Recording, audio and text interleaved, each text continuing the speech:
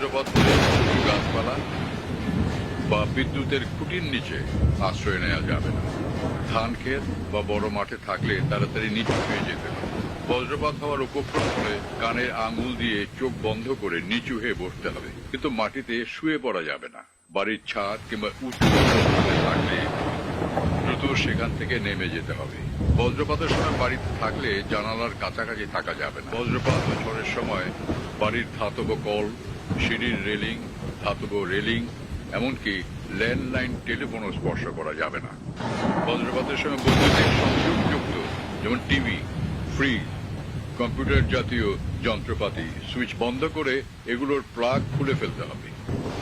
বজ্রপাতের সময় নদী, পুকুর, জলাবদ্ধ কোনো স্থানে থাকা যাবে না। কয়েকজন মিলে খোলা কোনো স্থানে থাকাকালীন সময় বজ্রপাত শুরু হলে প্রত্যেককে 50 থেকে 100 ফুট দূরে সরে যেতে হবে।